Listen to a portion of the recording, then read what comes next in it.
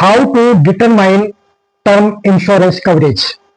दोस्तों, अपनी जिंदगी का मोल लगाना तो मुमकिन नहीं है, लेकिन टर्म इंश्योरेंस लेते वक्त सही कवरेज चुनने के लिए हमें अपनी जिंदगी की सही वैल्यू को कैलकुलेट करना ही पड़ता है, ताकि हमारी एब्सेंस में हमारे डिपेंडेंट को किसी मुसीबत या कमी का सामना नहीं करना पड़े। नमस्कार दोस्तों, मैं हूं द्वारिका जैमन, एक फाइनेंशियल प्लानर और कंसल्टेंट, पिंक सिटी जयपुर में रहता हूं। टर्म इंश्योरेंस कवरेज को कैलकुलेट करने के वैसे तो बहुत से तरीके हैं, लेकिन इस वीडियो में हम 4 तरीके बताएंगे। इसलिए आपसे निवेदन है कि इस वीडियो को एंड तक देखिएगा और फिर आप अपनी स्वयं की वैल्यू चारों मेथड से निकाल कर देखिएगा कि कौन सी वैल्यू आपके परिवार को सही वित्तीय सुरक्षा दे पाएगी। तो चलिए स्टार्ट करते हैं। Number 1, under writing thumb rule. इस प्रोसेस में आपकी इनकम को 10 से गुणा करके डायरेक्टली उस अमाउंट को कवर अमाउंट डिक्लेयर कर दिया जाता है, लेकिन एक्सपर्ट्स के मुताबिक इसमें बहुत सी बातें शामिल नहीं होती है, जिनकी वजह से इस मेथड से कैलकुलेट किया गया कवरेज पूरी तरह से परिवार को सुरक्षा नहीं देता है। Number 2, income replacement method. Term insurance लेने की बेसिक वजह क्या है? इस इंश्योरेंस की लेने की बेसिक वजह यह होती है कि यदि परिवार का अर्निंग मेंबर नहीं रहे तो डिपेंडेंट्स को फाइनेंशियल प्रॉब्लम नहीं हो। इसीलिए टर्म इंश्योरेंस को उस पर्सन की अर्निंग्स के साथ लिंक किया जाता है। अर्निंग पर्सन की करंट इनकम को रिटायरमेंट तक के बचे हुए समय से कैलकुलेट किया जाकर उसके कवर अमाउंट को कैलकुलेट किया जाता है। नंबर 3 पे आता है एक्सपेंस रिप्लेसमेंट मेथड। क्या कहता है यह मेथड? इस मेथड में घर के सारे खर्चे, लायबिलिटीज और फ्यूचर गोल्स के अमाउंट का टोटल किया जाता है और इस टोटल में से जो एग्जिस्टिंग एसेट्स हैं और दूसरे लाइफ इंश्योरेंस कवर या इन्वेस्टमेंट है उनको घटा दिया जाता है और जो बैलेंस पैसा बचता है उससे यह अंदाजा लगाया जाता है कि फैमिली को फ्यूचर में इतने कवर की जरूरत पड़ेगी, लेकिन यह भी अपर्याप्त होता है।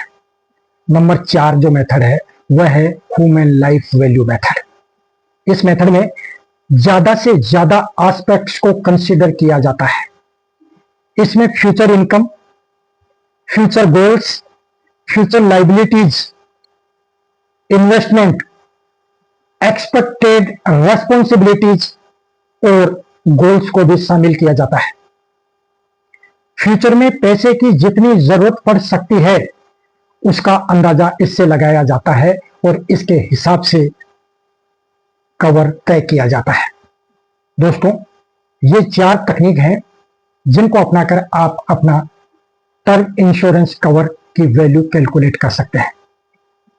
टर्म इंश्योरेंस सबसे पहले व्यक्ति को लेना चाहिए, क्योंकि टर्म इंश्योरेंस कम प्रीमियम में बहुत ज्यादा कवरेज देता है और जितनी कम उम्र में आप ये इंश्योरेंस लोगे आपका प्रीमियम का अमाउंट बहुत कम होगा।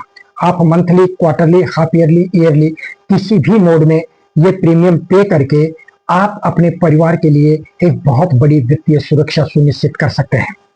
तो मैं आपसे पूछना चाहता हूं कि आपने अपने लिए कितने अमाउंट का टर्म इंश्योरेंस लिया?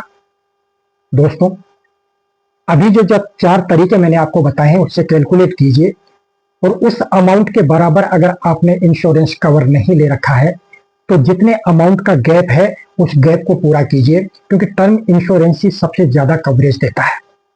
और आपको एक बात और बता दूं कि अब टर्म इंश्योरेंस की मैच्योरिटी पर भी अगर आप स्वस्थ हैं तो आपने जो प्रीमियम पे किया था वो पूरा प्रीमियम आपको वापस मिल जाता है।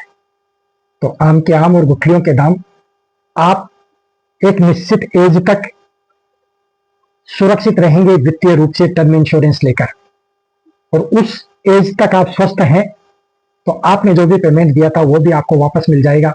तो इसमें कोई आपको नुकसान नहीं है। तो आपसे मेरी करबद्ध प्रार्थना है कि अपने लिए सही कवरेज का टर्म इंश्योरेंस प्लान जरूर लीजिए। अगर इसमें आपको किसी तरह की कोई प्रॉब्लम हो तो स्क्रीन पर जो नंबर दे रखे हैं उन पे कॉल करके आप मेरे साथ फ्री ऑफ कॉस्ट एक मीटिंग डिसाइड कर सकते हैं। उस मीटिंग के दौरान मैं आपसे चर्चा करके आपके लिए पूरी फाइनेंशियल प्लानिंग तैयार करके दूंगा।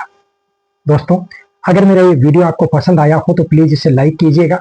आपको लगता है कि यह जानकारी दूसरे लोगों तक भी पहुंचनी चाहिए तो इसे शेयर कीजिएगा, और मेरे चैनल को अगर आप सब्सक्राइब करके बेल आइकन को प्रेस करेंगे तो भविष्य में फाइनेंशियल से जुड़े हुए मेरे जितने भी इंफॉर्मेटिव वीडियोज हैं उनका नोटिफिकेशन सबसे पहले आपको मिलेगा, जिससे फाइनेंशियल प्लानिंग की आपकी नॉलेज बढ़ेगी। आपका बहुत बहुत धन्यवाद। नमस्कार।